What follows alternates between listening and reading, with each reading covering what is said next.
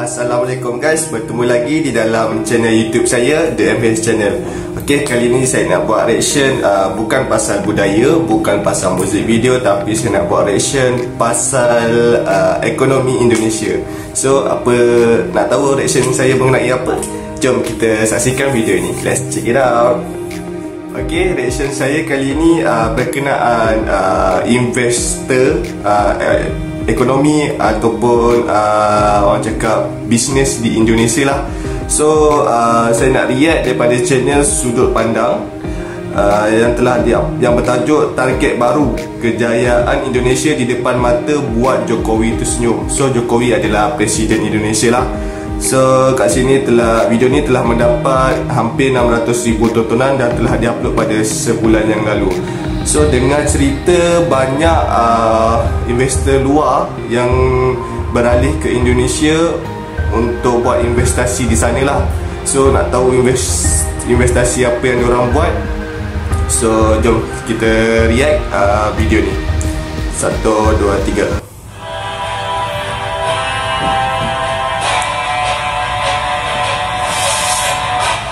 Menggembarkan kejayaan Indonesia di masa kepemimpinan Jokowi. Ditulis oleh Agus W. dari Suwodarto. Mari kita berdoa agar pandemi ini cepat berlalu dan kita semua dapat melewati masa sulit ini bersama-sama dan menjadi lebih kuat dari sebelumnya. Betul. Pada hari ini, izinkan penulis menyampaikan. Diharapkan semua berdoa agar cepat hilang COVID-19 ini di dunia. So kita boleh membangkitkan lagi ekonomi masing-masing.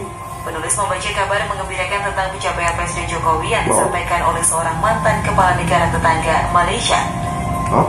Siapa tu? Di berita tersebut dikatakan bahwa perusahaan Google, Amazon dan Tesla ternyata telah memilih Indonesia untuk melebarkan bisnis mereka di Asia Tenggara.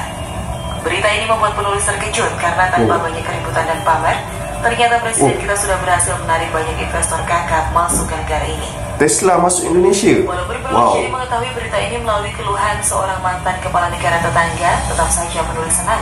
Karena itu berarti negara kita sudah mulai dipandang oleh banyak investor dan perusahaan asing ternama dan berkualitas. Sangka Memang benar, pada sekitar tahun 2011, Malaysia masih banyak dipandang oleh perusahaan asing, terutama asal Amerika dan Eropa. Pada waktu itu penulis sedang berkesempatan untuk bekerja di negeri jiran di sebuah perusahaan IT, dan pada saat itu penulis melihat banyak perusahaan IT dari Amerika membuka cabang di Malaysia. Betul. Seperti Western Digital, Monster Job, dan masih banyak lagi. So sekarang diorang ni pada saat Tesla masuk Indonesia. Perusahaan IT asal Amerika yang melirik Indonesia.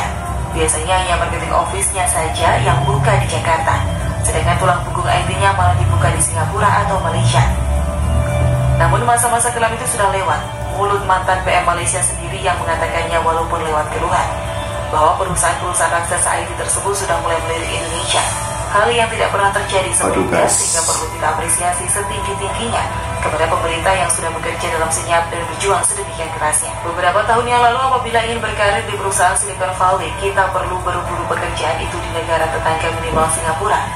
Namun sekarang kita bisa berbangga karena negara kita akan kedatangan kantor-kantor perusahaan tersebut. Kita hanya perlu menyiapkan diri dan kemampuan dengan sebaik-baiknya, karena kita akan bersaing dengan orang-orang asing yang justru akan mendatangi negara kita. Di Indonesia menaik guys sekarang. Saat ini yang perlu dilakukan adalah penyederhanaan birokrasi di pemerintah kita yang terkenal rumit. So di tengah benahi birokrasi dorang, maksudnya syarat-syarat ataupun surat menyurat akta birokrasi lah untuk investor luar masuk dalam Indonesia. Apa artinya? Banyak sekali perusahaan startup yang membutuhkan Google Cloud Service ini untuk mendukung kegiatan mereka. Normalnya saat Google membuka cabang Google Cloud mereka di Singapura, maka kita harus menggunakan Google Cloud yang di Singapura. Dia dah Google Cloud dah buka negara tetangga tersebut.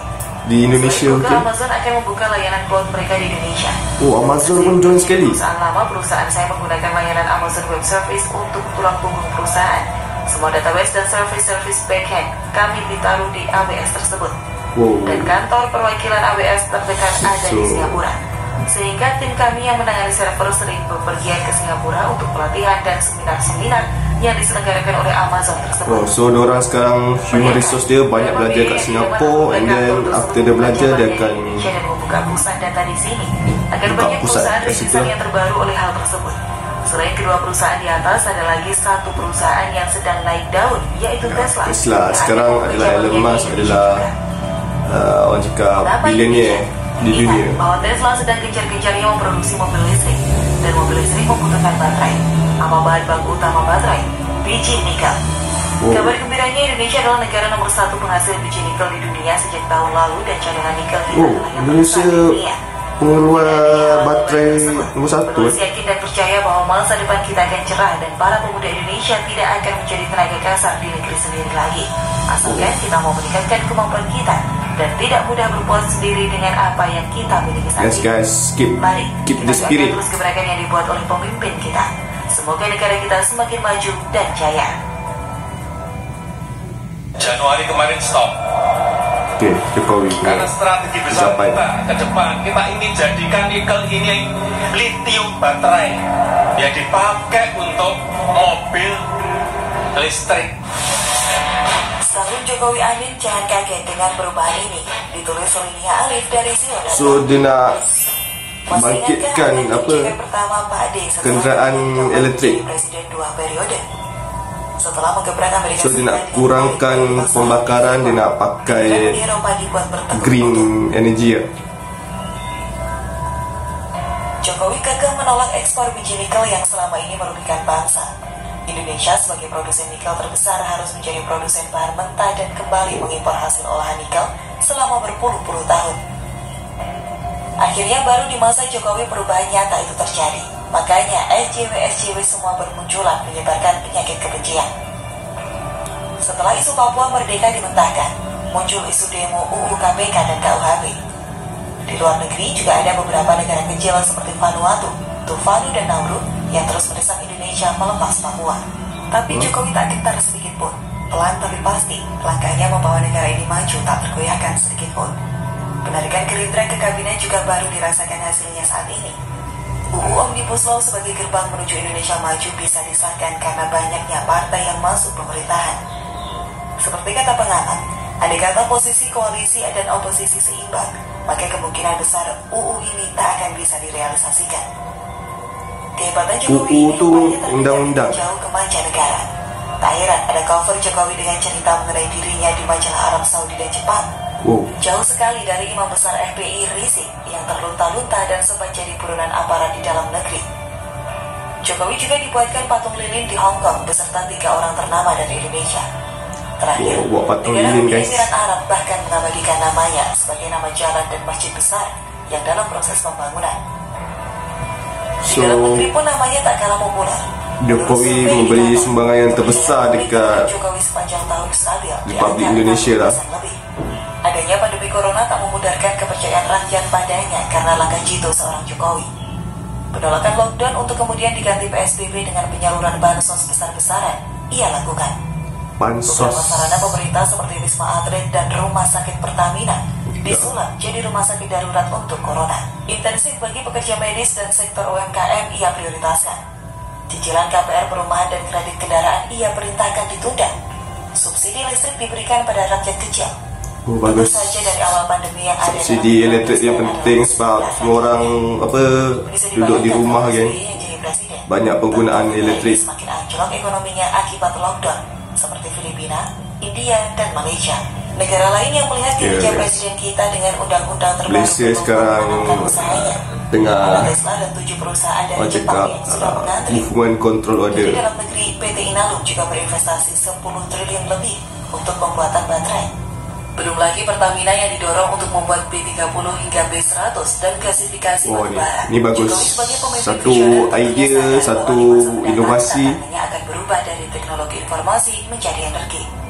So dia tak pakai tenaga bumi tapi dia pakai kelapa sawit sebagai Ini justru situasi yang diharapkan agar bumi bisa memulihkan kembali dirinya dari emisi karbon.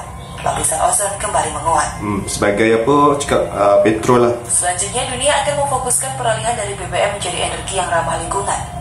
Akan ada saatnya penggunaan minyak bumi dilarang seperti pergantian premium ke pertalite dan tipe terbaru lain. Masing-masing negara berlomba memanfaatkan mineral seperti nikel, kobalt, dan juga energi terbarukan seperti energi matahari, angin, dan sebagainya. So sekarang kita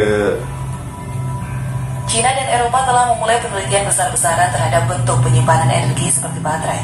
Nanti akan ada banyak produksi kendaraan listrik dan penemuan baterai-baterai terbaru. Betul. Sudah saatnya kekayaan mineral kita diberdayakan. Jokowi sudah menjalankan tugasnya sebagai pemerintah untuk memaksimalkan pengolahan sumber daya alam kita. Perubahan besar yang mengalahkan pencapaian 6 presiden sebelumnya. Bahkan bisa dikatakan setahun keberakannya di periode kedua ini setara atau bahkan lebih baik dari presiden prihatin sebelumnya. Semoga tak hanya negara lain, tapi rakyat kita lebih jauh bisa mengapresiasinya. Jokowi telah mempersembahkan kemajuan di segala bidang. Giliran kita turut menyebarkan kebaikannya. Oh, oke, dah habis. Stop kat situ saja. Oke, so kat sini komen saya, tindakan Presiden Indonesia Jokowi ni bagus. So dalam masa pandemik dia masih menarik pelaburan untuk datang ke Indonesia dan membuat investasi di sana. So bila negara luar, company-company luar, company besar seperti Google, Tesla, Amazon datang bertapak di Indonesia, so kita sebagai rakyat Indonesia dekat situ mempunyai banyak peluang pekerjaan. Of course diorang nak buat office, nak buka office. Of course diorang akan buat macam manufacture ataupun apa-apa kilang. Kalau diorang nak buat macam tadi sumber energi, of course diorang kena bangunkan pembangkit tenaga semua tu. So benda tu akan menciptakan peluang pekerjaan lah. So bagus tindakan Presiden Jokowi. So saya harap sekarang ni Malaysia agak, so saya nak update sikit lah. So Malaysia keadaan di sini agak kurang baik lah untuk sektor-sektor pembangunan dan juga sektor kerja lah. Sebab kebanyakan kat sini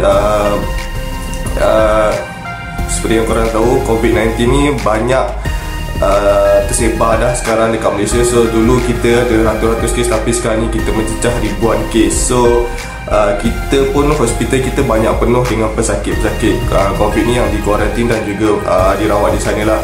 So keadaan ekonomi ataupun kebanyakan orang sekarang ni duduk dalam rumah, dan kebanyakan sektor awam seperti pakaian, seperti yang tidak essential, yang bukan keperluan, ditutup lah sebab untuk mengelakkan keramaian dan juga orang berpusu-pusu datang lah. So dekat sini Malaysia dan juga Malaysia yang di Pertuan Agong telah mengumumkan darurat, di mana tiada lagi peralihan politik ataupun sebarang agenda politik lah. So kat sini Malaysia doakan guys supaya Malaysia kembali bangkit seperti Indonesia, dan juga doakan politik kita di sini aman, damai, sejahtera, selamat, dan lapangan pekerjaan dibuka semula. So dan paling penting adalah COVID-19 ni akan semoga dia menurun, kes aktifnya menurun dan penyebarannya juga menurun, dan kalau boleh dijauhkan, dihindari dan disembuhkan daripada penyakit COVID-19 ni. Okay, so itu saja harapan saya. Good job Presiden Jokowi. Saya agak cemburu kerana yelah dulu ramai sektor awam, sektor luar daripada Malaysia tengok Malaysia senang nak buat investasi dekat Malaysia, tapi sekarang ni diorang tengok Indonesia dah, yelah Indonesia dah membangun kan, dah ada highway, dah semua dah maju, semua ada MRT diorang semua. So diorang of course diorang akan pergi dekat market yang lagi besar. So tahniah, apapun tahniah Indonesia. So korang sebagai rakyat, korang kena adapt benda ni, korang kena ambil peluang ni untuk belajar dengan tingkatkan kemahiran diri korang. Okay, so itu saja daripada saya. Jangan lupa untuk like, komen dan subscribe channel saya. Okay, kalau ada video yang nak buat saya reaction, korang boleh komen kat bawah, korang bagi link sekali. Okay, InsyaAllah kalau berkesempatan saya akan react video tersebut. Okay, terima kasih guys. Assalamualaikum. Bye. Salam jumpa.